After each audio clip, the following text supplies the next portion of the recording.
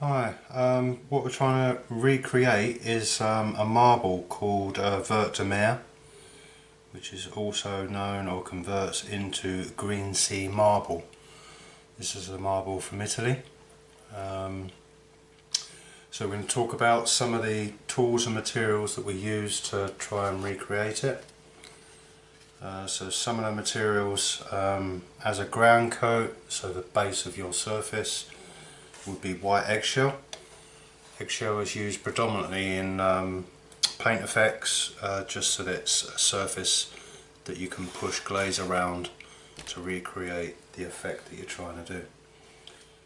We also use colorants. Obviously colorants depend on what effect you're doing.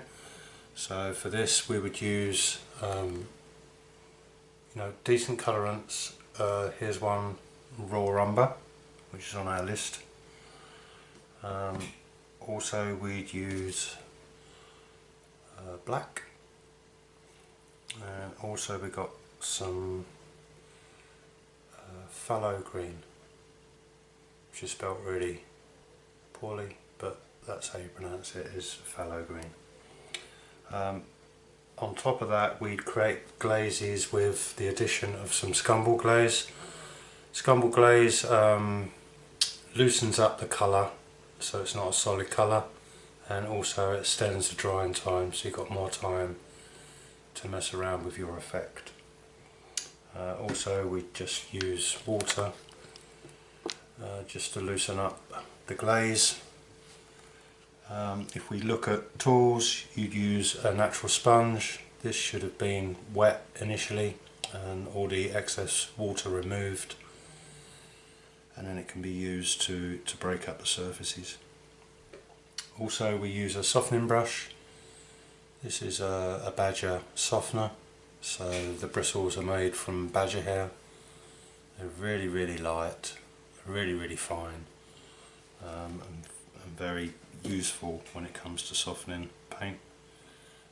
We also use sword liners. These are used basically for the veins. There's 3 here, 2 of them are natural bristles, so these 2 here are made of squirrel hair, and this one here is a synthetic bristle, so it's man-made. The other thing you could use a standard brush, or this is what I call a rubbing in brush, so this is used to apply the glaze to your ground coat. And now we'll move on to stage 1.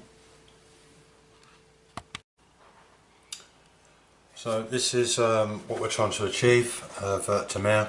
So that gives you you can see how kind of green, it's a dark green background. It's very busy with its veins, unlike Carrera. I'll give you some demonstrations on how to do the veining, but what I'll do first is we'll go on to stage 1. So stage 1 is apply, break up and soften raw umber glaze. I have some raw umber glaze here, so I use a line-up brush or any brush, because this just needs to apply to the surface. So what I'm going to do, I'm going to add some water. Just, you want kind of a wash mix and not a solid paint, because you'll cover up the background and you won't get any of the effects showing through.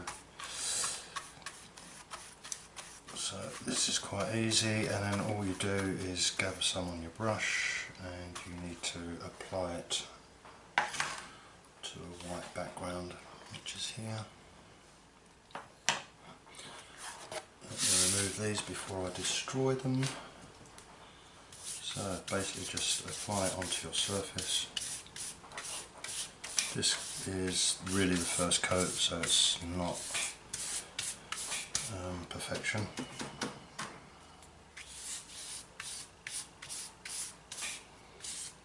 So on some paint effects, decorative effects, you would possibly use something called a stipple brush, which is this brush here, which is flat, and you would dab that over the surface to get rid of those brush marks. But I'm going to manipulate this glaze quite hard, so I'm going to pretty much go over it. So what I can do is I'll show you how to use a natural sponge brush. You basically just dab the surface on, turn it around this way. So if you start breaking it up, you can see how that instantly, if I go over it all, obviously I'm going to get rid of these brush marks. All I'm trying to do is go over it all, and there's some areas that I might want to take out, because the more you use the sponge, the more of the glaze you take away. So initially I will use this, I'll show you how to use a softening brush. So what you don't want to do is have your softening brush like that. You want to just tickle the surface, and what that does is that takes any hard edges away. So I'll show you how that's done. Sometimes you do get brushes, but you need to do it in several directions. You can see how that's softening what I've already put down, which gives you a nice effect. So to push forward with verte, I want to take some areas out which will be the basis of my veining. So I'm just going to continue down here, and as you can see I'm taking the glaze back to the original colour, the ground coat.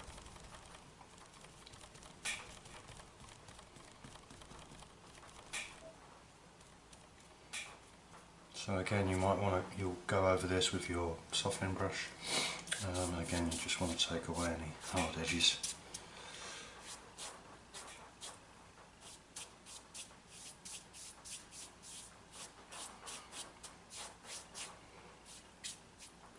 So that is stage one, so that would normally dry for 15-30 minutes, and then we'd move on to stage two, where we apply a next glaze. So the next glaze is phthalo green, and I've got already a dried sheet here which we can transfer onto here, and you can see the difference. So here's straight phthalo green, it's got a little bit of water already added to it. So again, I'm going to use a brush, I'm going to mix this up. You can see the green is quite vibrant. And then there'll be one more stage after this before we start adding the veins.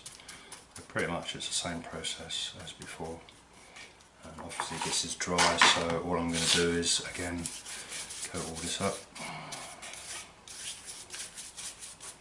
And the beauty of doing this and doing it on an eggshell is that you're not happy. If you're not happy with what you've done, you can just get a sponge, a wet sponge, and you can wipe it off, and you can restart. So a lot of it is about standing back and ensuring that you're happy with it, and knowing a little bit about how marble's formed and how wood grain is formed. So same process. I'm going to remove some of this, and you'll notice that where the white areas were, it shows through as a lot more green.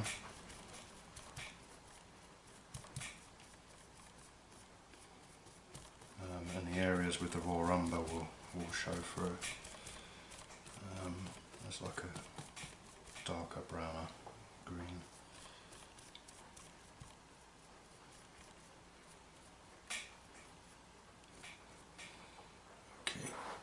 So again, you would soften that.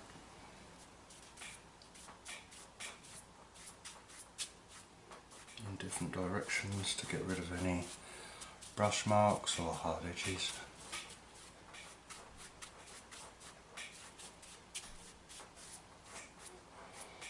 If there's anything you want to extract, then you can, so you could go back over it, and I could say, well, I'd like to have some of this brown shown through up here, maybe along here, and then again you'd re-soften. So it's all down to your eye skills basically. going to leave that. I'm going to say I'm happy with that. So we'll go on to the next stage where we apply the third glaze, which is phthalo green and some black on the background. So this is one of the sheets that I've done earlier on. So I'm just going to coat this up in the same process as we have done with when we applied the other glazes, and then you use your sponge to move it around and get it to the kind of background that you require. So you get your sponge, you can see the whiter, greener areas where I started to form some of the background veins or some of the background coloration.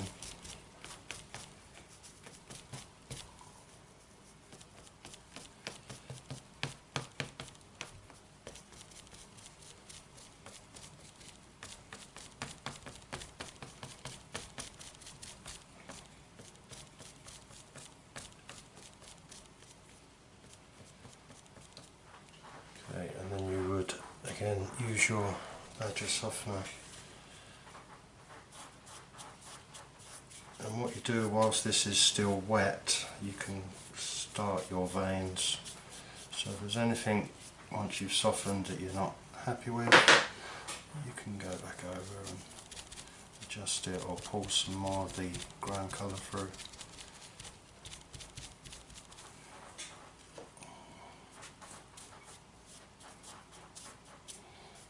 So I'm happy with that. So I'm going to show you how to do veining. So veining, I've just added some scumble glaze to white paint. It's not any specific, it's just water based. And I've made one area here where it's quite wet, and this area here is quite thick, so it hasn't got much water added to it. So what you'd do is you'd add, you'd use a sword liner. If you wet it first, that would be ideal, which will prime the brush ready for receiving paint. And you can see I've removed all the paint from that. So when you're doing veining, basically you want to lay down some veins first, and these need to be quite light veins. And how you use your brush is if I say I'm going to start in this corner and go down this way,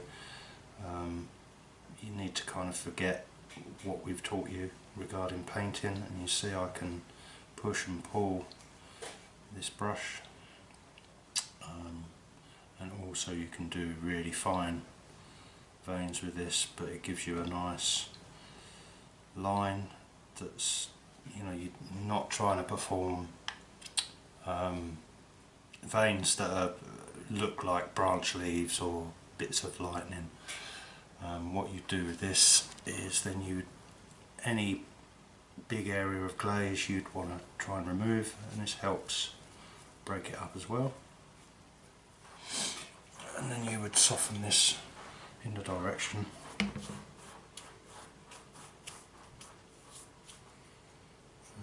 you can also do it across as well. I've just wrecked my workshop, never mind. So that would be a basic of a vein. So if I switch over to the stronger colour, you can see how useful these brushes are. And normally you'd break a vein off from a curve in the area, so if I wanted to spin off from here, you can see how I can do a really, you see how stronger the colour is for a start, but you can start working veins around here, and this does take a lot of building up.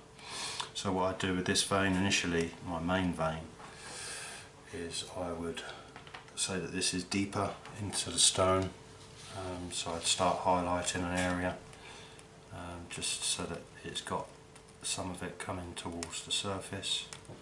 So you can see here, I'm just jiggling my brush around, not kind of do it in straight lines.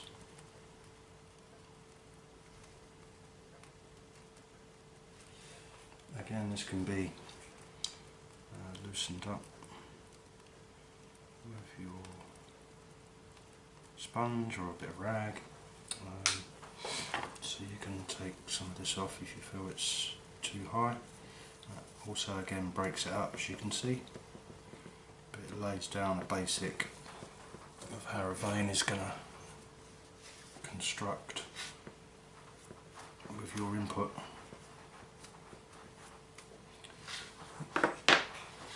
So from here I would continue doing smaller veins. You can have small veins coming off pretty much everywhere, and they need to be going in a certain direction, but then they could, you know, have breaks in them, and you know, it can go in different directions and different thicknesses, and basically you just complete this by continually building up on your veins. This is going to be quite time consuming, so I'll do this on a separate video so I can speed it up.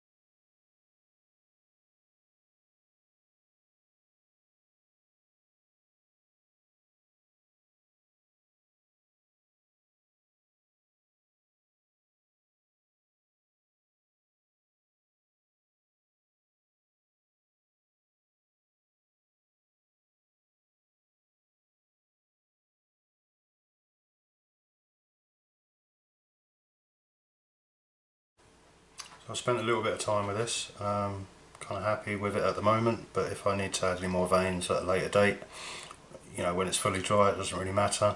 It's quite nice when you're doing it on a wet background because it tends to blend a little bit better, but you can still have some good results when you're doing it on dry. So that's pretty much how we do verte. Hopefully this will help you with the process and the tools that we use and how to use everything. Thanks for watching.